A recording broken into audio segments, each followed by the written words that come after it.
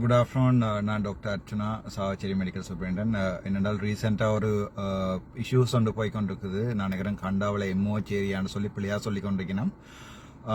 அது divisional hospital ஏதோ ஒரு பாரதிபுரமோ ஏதோ ஒன்று எனக்கு ஞாபகம் இல்லை சரியா. அதில் வந்து ஒரு 4 வயசு பிள்ளையோரால் வந்து ரேபிஸ் தாக்கம் காரணமாக வந்து மரணம் இது இல்லைன்னு சொல்லி கேள்விப்பட்டிருக்கேன். உண்மையாகவே எனக்கு சரியான ஒரு கவலையான விஷயம். ஒரு சின்ன பிள்ளையை பறி கொடுக்குறன்றது வந்து ஒரு பெரிய விஷயம். பட் இதில் நாங்கள் ஒரு விஷயத்தை கவனிக்கணும் என்னென்றால், பொதுமக்களுக்கு வந்து இது சம்பந்தமான அறிவுகள் வந்து இது வரைக்கும் வடிவாக ஒழுங்காக அனுப்பப்படையில் எனக்கு தெரிஞ்ச ஒரு நாலேஜை நான் ஒரு வீடியோவாக வெளியிடுவோம்னு பார்த்தேன். நான் ஃபர்ஸ்ட்டாக வந்து நாய்க்கு வந்து நாங்கள் பாவோ, அடுத்தது ரேபிஸ் வேக்சின், பாவோ வேக்சின். நாங்கள் வளமையாக நாயை வந்து 2ஆக பிரிக்கலாம், வளர்ப்பு நாய் மற்றது கட்டாயக்காலி நாய்ன்னு சொல்லி. வளர்ப்பு நாயலுக்கு வந்தும் சரி, கட்டாயக்கால் நாயல்ண்டா கூட அதுகளுக்கு வந்து வேக்சினேட்ட வேண்டிய வந்து பொறுப்பு வந்து எம்ஓஹெச் அதிகாரி தான் வருமென்னு நான் நினைக்கிறேன், வடிவா தெரியல. அதே மாதிரி வளர்ப்பு நாயலுக்கு வந்து நாங்கள் எப்போவுமே வேக்சினேட் ஆகணும். அது வந்து அந்த ரேபிஸ் வேக்சின் சொல்றது. அது வந்து ரேபிஸ் நோய் தொற்று வந்தால் அதுக்கு உரிய மருந்து இதுவரை காலமும் கண்டுபிடிக்கப்படலை. அதாவது வந்து ரேபிஸ் உள்ள நாய் அது கடித்தாலோ அல்லது அதன் உமிழ்நீர்ல இருந்தோ வார ரேபிஸ் என்ற ஒரு வைரஸ் வந்து எங்களோட உடம்புல இருக்கிற ஏதாவது திரவியங்களுக்கூடாகவோ அல்லது உதாரணத்துக்கு கடித்த எங்களோட எச்சிலுக்குள்ளாலேயோ அல்லது கடித்த காயங்களுக்குள்ளாலேயோ போய் மூளைய தாக்கமாக இருந்தால் அதுக்குரிய மருந்து இதுவரை காலமும் கண்டுபிடிக்கப்படையில. அதால தான் நாங்கள் வந்து ரேபிஸ், அதாவது நாய் வளர்க்கைகளில் பாவோ, ரேபிஸ், டிஹெச்எல் இந்த 3 வேக்சினையும் போட்டுக்கொள்றோம். நாங்கள் வெட்டினரி சர்ஜன்ஸ் தான் அது சம்பந்தமான ஃபுல் டீட்டெயில் சொல்லுவினோம். மற்றது நாங்கள் பார்ப்போம், ஒரு நாய் வந்து கடித்தால் என்ன செய்யணும்னு சொல்லி சாதாரணமாக பொதுமக்களுக்கு இந்த அறிவு இருக்கணும். அதால தான் நான் நினைப்பேன். நாங்கள் மெடிக்கல் நெக்லிகன்ஸ் என்று சொல்லி நான் உண்மையாகவே சரியான கவலைப்படுறேன். எங்கள்ட அந்த அன்பு தாய் தந்தையருக்கு வந்து என்னுடைய உண்மையான வருத்தத்தை தெரிவித்துக் கொள்கிறேன். எனக்கு அதோட வெளி தெரியும், அதால தான் நான் இந்த வீடியோ வெளியிடணும்னு பார்த்தேன். நான் பார்த்துருக்கேன், யாழ்ப்பாணத்தில் மட்டும்தான் இந்த கட்டாக்காளி நாயரோட பிள்ளையர் விளையாடுறது வந்து அம்மா அப்பா வந்து பெருசாக கணக்கெடுக்கிறீர்கள். அது கடிக்கா கூட அதை உறிஞ்சி துப்பிட்டு அல்லது வெத்தலை போட்டு கழுவிட்டு அல்லது சில இடங்களில் நாங்கள் பார்த்துருக்கிறோம் வடிவா சோப்பு போட்டு கழுவிட்டு விட்டுருவினோம். நாய் உங்களுக்கோ உங்களோட பிள்ளைகளுக்கோ எப்பவுமே ஒரு நாய் கடிக்குமா இருந்தால் முதலாவது வந்து அந்த இடத்த வந்து சோப் போட்டு வடிவா ஃபுல்லாக கிளீன் பண்ணி கழுவி கொள்ளணும். 2வது அதில் பார்க்கணும் கடித்த காயத்துல இருந்து ரத்தம் வெளியேறுதா இல்லையான்னு சொல்லி. அது முக்கியம். ஒரு கடித்த காயமோ பிராண்டின காயத்துல இருந்து வந்து ரத்தம் வெளியேறுமாண்டா உடனடியாக நீங்கள் வைத்தியசாலைக்கு போகணும். அதுக்கு பிறகு நீங்கள் இந்த உள் பரியாரி மாரிட்ட அல்லது வந்து உள்ளூர்ல இருக்கிற ஆக்கள்கிட்ட கொண்டு போய் அதை காட்டுறதுல ஒரு பிரயோசனமும் இல்லை. உடனடியாக உங்களுக்கு தெரிஞ்ச வைத்திய அதிகாரிட்ட போகணும். அங்கே போய் நீங்கள் வடிவா சொல்லணும் உங்களோட பிள்ளைக்கு வந்து நாய் கடிச்சிருக்கு, இல்லை நாய் பிராண்டி இருக்கு, பூனை பிராண்டி இருக்கு, அல்லது வந்து இந்த காட்டு விலங்கினங்கள் ஏதாவது அணில்கள் பிராண்டினா கூட அது கட்டாயம் நீங்கள் இப்போ எலி கடித்தா கூட நீங்கள் கட்டாயம் போய் வைத்திய அதிகாரிட்ட காட்டணும். 2வது விஷயம் அது என்னென்றால், அந்த நாயை பார்க்கணும் அது வந்து கட்டாக்காளி நாயா வளர்ப்பு நாயாண்டு. எந்த நாய் கடிச்சாலும் அதை உடனே வந்து பிடிச்சு கட்டி போடணும். 14 நாட்களுக்குள்ள அந்த ரேபிஸ் உள்ள நாய் வந்து எப்படியோ செத்து போயிடும். அதாவது ரேபிஸ் வைரஸ் பாதிக்கப்பட்ட நாய் வந்து 14 நாளுக்குள்ள செத்து போயிடும். அதால நீங்கள் அந்த நாயை கடிச்ச நாயை வந்து அது பக்கத்து வீட்டு நாயோ வளர்ப்பு நாயோ அல்சேஷனோ ரொட்வைலரோ ஜெர்மன் ஷெப்பர்டோ என்னமோ அதை பிடிச்சு முதலாவதா கூட்டுக்குள்ள அடைச்சிடணும். கூடில்லாத சந்தர்ப்பத்தில் அது வந்து ஓடி துளைஞ்சு போகாத மாதிரி கட்டி போடணும். அது நடத்தை அவதானிக்கணும். அது வந்து சாதாரணமாக தண்ணியெல்லாம் குடிக்குதா அல்லது வந்து அப்நார்மலா இருக்கான்னு சொல்லி நீங்கள் அதை பார்க்கணும். அடுத்த வைத்தியர்கிட்ட கொண்டே நீங்கள் தெளிவாக சொல்லணும், இந்த நாய்க்கு இந்த பிள்ளைக்கு வந்து அல்லது எங்களுக்கு வந்து நாய் கடிச்சு இதில் காயம்னு சொல்லி. அதில் நாங்கள் மேஜர் பைட் மைனர் பைட் என்று பார்க்கணும். நாங்கள் எனக்கு தெரிஞ்ச அறிவின்படி நான் சொல்கிறேன்னு இப்போ கைட்லைன் மாறிட்டோ தெரியல.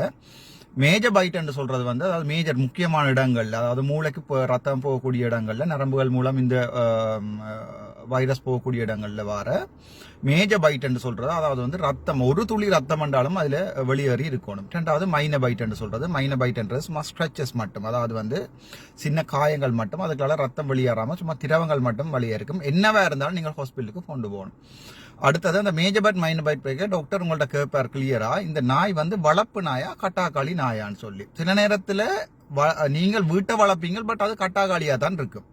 அதாவது வந்து அதுக்கு அது வந்து வீட்டின் பவுண்டரி எல்லையில விட்டு வெளியால போய் மற்ற நாயலோட எல்லாத்தடையும் சேர்ந்து போட்டு வந்து உங்களோட வீட்டில் மத்தியானம் காலமாக சாப்பாடுக்கு சனமும் அப்படித்தானே அப்படித்தான் வெளியால போயிட்டு வந்து கொண்டு இருக்கும். அப்படியான நாயல் வந்து அது கட்டாக்காளி தாயின் வகைக்குள்ள தான் அடங்கும். நீங்கள் அதை வளர்ப்பு நாய் என்று வைத்தியர்கிட்ட பிறையா சொல்லக்கூடாது. வைத்தியர் அதை யோசிப்பார், நீங்கள் வடிவா வேக்சின் போட்டுக்கிறீங்களா இல்லையா. அடுத்தது ஊசி போட்டு நீங்களான்னு கேட்டால் ஓமண்டு தலையாட்டக்கூடாது. ஏனென்றால் ஊசின்றது கன வகையான ஊசி இருக்கு. ரேபிஸ் ஊசி இருக்கு, டிஹெச்எல் இருக்குது, பாவோ இருக்குது, அப்படி கன வகையான ஊசிகள் இருக்கு. அப்போ அதால நீங்கள் ரேபிஸ் வருத்தத்துக்குரிய ஊசி போட்டிருக்கா, அந்த காட்டி இருக்கா, அது வந்து கடந்த 3 மாதத்துக்குள்ள அந்த ஊசி போடப்பட்டிருக்கான்னு சொல்லி நீங்கள் கட்டாயம் வைத்தியர்கிட்ட கொண்டே காட்டணும்.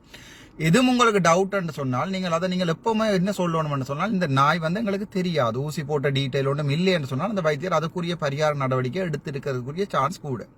நீங்கள் ஒரு அசைன்ட ஈனமா இதை கழுவி போட்டு விடுவோம், பரியாரிட்ட காட்டுவோம், 10 கட்டுவோம் அப்படி என்று சொல்லி ஒரு வேலையில செய்து போட்டு அதுக்கப்புறம் அதால வர பாதிப்புகளில் வந்து வைத்தியர்களை நோக்கி நீங்கள் கையை நீட்டுறது வந்து உண்மையாவே ஒரு மனதுக்குரிய கவலைக்குரிய விடயம் என்னன்னு சொன்னா, நாங்கள் விடுற பிள்ளைகளை வந்து மட்டாக்கல்ல ஒரு நாளுமே சுட்டி காட்டக்கூடாது. பட் அதுல மெடிக்கல் நெக்லிகன்ஸ் ஒன்று இருந்து அதுல டாக்டரால் பார்க்காமல் விட்டிருந்தால் அது சம்பந்தமான பிரச்சனைகள் வந்து பாரதூரமானது, அது சம்பந்தமான நடவடிக்கை கட்டாயம் விடுபடும். பட் இந்த விஷயங்கள் நான் ஏன் சொல்றேன்னு சொன்னா, அந்த சம்பவம் மட்டும் இல்லை, இனிவார காலத்துல கூட தயவு இந்த வீடியோ பயிருங்க. என்னன்னு சொன்னா, நாய் உங்களுக்கு கடித்தால், கடித்த இடத்துல நாயோ பூனையோ ஆடோ மாடோ, ஆடு மாடு கடிக்கிறதா கூட இருக்கலாம், ஆடு மாட்டுக்கு வந்து ரேபிஸ் நோய் வரும்.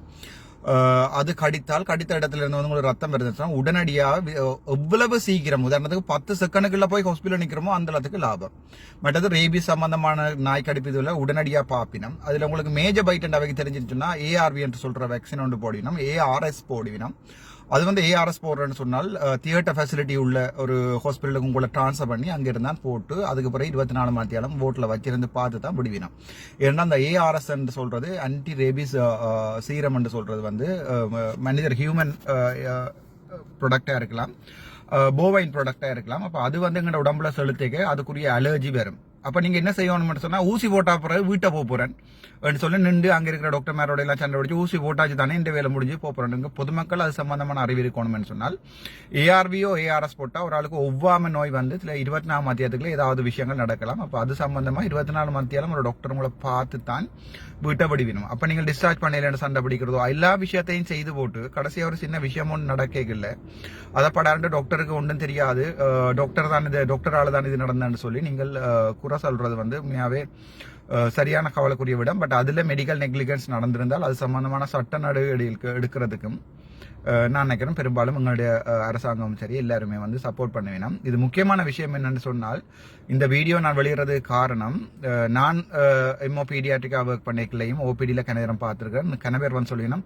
நாய் கடிச்சிட்டு டாக்டர் உங்கள்ட்ட காடி இருந்தானே நாங்கள் போகிறோம்னு சொல்லி. இப்போ என்னோட காட்டி கண்ணால மருந்து செய்கிறேன்னு சொன்னால் அது வந்து ஏதாவது அந்த வைத்தியரால் இருக்கிறார் தான் வந்து மெனசால வைத்தியர் செய்யணும்னு சொல்லி வைத்தியம் செய்து இருக்கார், அப்படியே ஏதாவது செய்தாவளிய மட்டும், அல்லது வந்து அம்மன் கடவுள் அருளை அப்படியே ரக்கி, அல்லது விஜயசுண்ட கடவுளை அல்லது புத்தருடைய அருளை அப்படியே ரக்கி உடம்புகளை செலுத்தி செய்கிற வழியை. மற்றபடி வைத்தியர்ன்றது சாதாரண மனுஷர், எல்லாருக்கும் வந்து நாங்கள் வந்து வைத்தியம் பண்றது தொழிலா இருந்தாலும் அது ஒரு மகத்தான தொழிலா இருந்தாலும் நாங்களும் மனுஷர் தானே, எல்லாருக்கும் முடிய பிரச்சனைகளும் இருக்கு வைத்தியர்களுக்கு. சாதாரணமா ஸ்பெஷலா ஸ்ரீலங்காவில் ஒர்க் பண்ற டாக்டர்ஸுக்கு வந்து அந்த சம்பந்தமான இது இருக்கு. அதால பொதுமக்களுக்குரிய அன்பான வேண்டுகோள் என்னென்றால், ஒரு சின்ன நாய் கடி கீறல் என்றாலும் உடனடியாகவே ஹாஸ்பிட்டலுக்கு கொண்டு போங்க. அங்கே போய் அங்கே டாக்டர் சொல்கிற அறிவுரைகளை கேட்டு நடங்க. ஒரு விஷயம் ஒன்று நடந்தால் பிறகு அரை நீட்டி கை நீட்டுறதுல ஒரு பிரியோசனம் இல்லை. அது யார் பிள்ளை விட்டாலும் அதை யார் நோக்கி கை நீட்டுறதும் ஒரு பிள்ளை விட்டதும் இல்லை. இந்த ரேபிஸ் சம்பந்தமான இந்த ஒரு இன்ஃபர்மேஷனை வந்து, அதாவது தகவலை வந்து நான் சொல்லணும்னு ஆசைப்பட்டேன். நான் அதால தான் இந்த